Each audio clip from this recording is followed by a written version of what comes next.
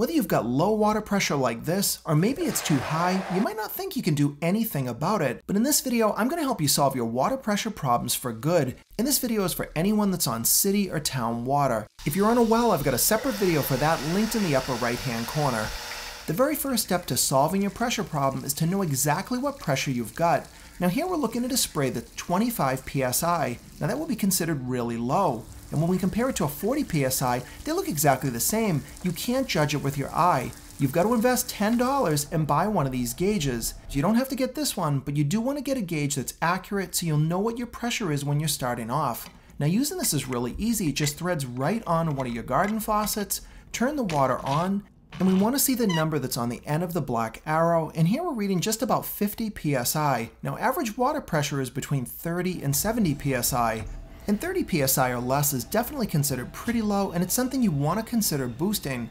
And you may never have even realized that you can actually boost your city water pressure to whatever you want. And it might sound like magic, but it's actually easy to do using a booster pump like this. This takes your incoming city water pressure, holds a small amount in that stainless steel tank, and then boosts it out the top port to a much higher pressure, and that means better water pressure in your house all the time. And they're completely automatic, and they don't usually require an electrician because they just plug into a regular 120 volt outlet. And this model is designed for outdoor use, and it needs to be turned off and on manually. Now the one you'd put inside your house looks like this, and it has a completely automatic control. But here's what my water pressure looked like before.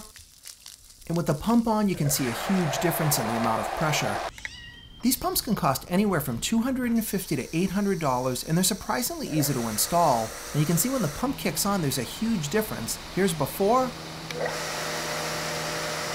People will call their water department and complain about low pressure, and there is no fix that they can do for you. This is the instant way to take your low pressure problem and boost it to whatever pressure you want, and you'll never have to deal with low water pressure problems again.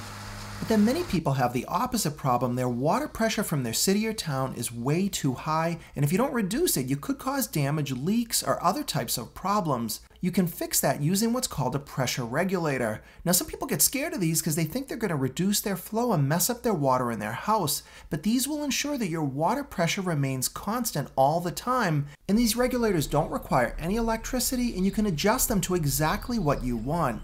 The pipe on the left will be your incoming city water line, you've got the regulator in the middle, and on the right that would be what it would look like inside your house.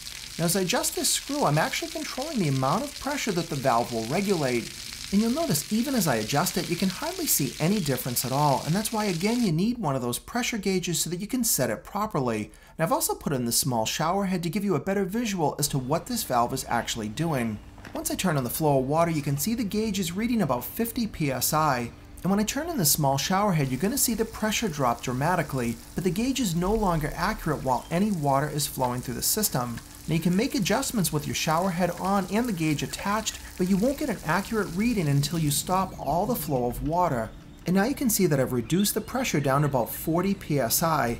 From this point on, the pressure regulator will ensure it always maintains that 40 psi, even if the incoming water pressure is much higher. And it's very common to repeat this process to get the pressure exactly where you want. You can adjust the screw, then check it again with your gauge, and you'll know exactly where your pressure is set. Many people will just live with bad water pressure for years, thinking they can never do anything about it. But now you know you can fix low pressure or high pressure even when you're on town or city water yourself. And hopefully you liked this video. If you did, please give it a thumbs up and subscribe to my channel if you're not already for more videos coming up.